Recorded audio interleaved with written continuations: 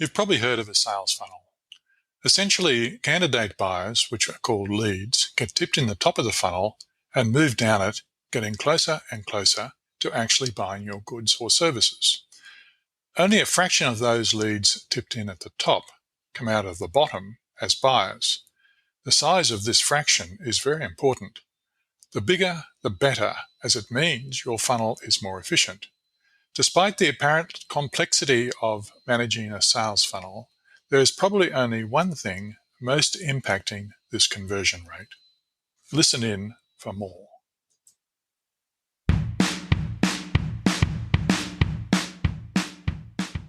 Hello, I'm Scott Williams, founder of ProfitSavvy.org. When you have a medical problem, you go to a doctor and she asks you to describe the symptoms. Based on this, you get offered a treatment for what ails you. At ProfitSavvy, we use the same approach. Our diagnostic menus on the website quickly lead you to suggested remedies for whatever issues you are facing in your business.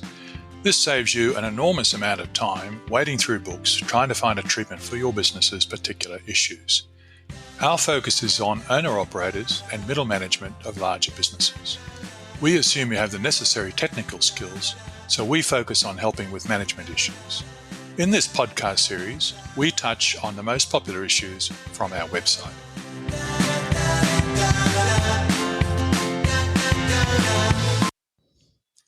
Managing a sales funnel is a big job.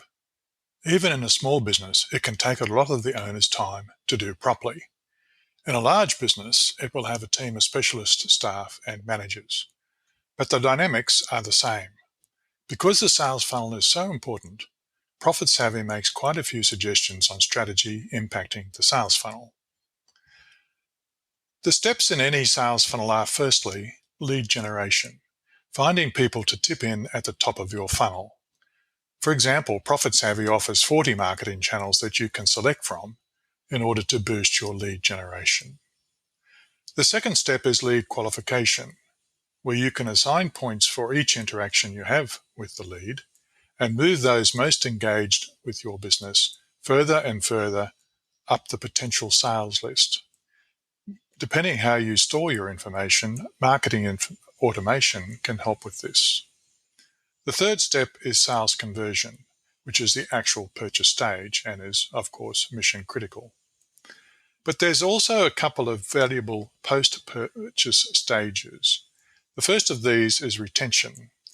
This covers the steps that you need to take to encourage customers to repeat purchase your goods or services. And finally, the last step is advocacy. This step tries to get your customers to give you testimonials and to tell others of their positive experience. This is a very powerful marketing tool. With all those steps in technology, there's no wonder that the sales funnel looks very daunting. But at any point in time, there's probably only one place that's worth your maximum attention. Only having to do one thing at a time makes it a bit more manageable. We tend to think of the sales funnel as looking like a water glass, a bit bigger at the top than at the bottom and smoothly tapering sides. But more likely, it looks like a wine glass, with a wide top, then a narrow stem at some point down the funnel. Where it changes to the narrow stem is the bottleneck or constraint of your sales funnel. Think for a moment of an hourglass. Only a certain amount of sand gets through the pinched waist of the hourglass, no matter how big the sand reservoir above the constraint is. This is known as the theory of constraints, or TOC, and we write about it a lot in ProfitSavvy because it is so important. Our sales funnel constraint can be at any of the stages mentioned above, but most likely at one of the lead qualification, sales conversion, or repeat purchase stage.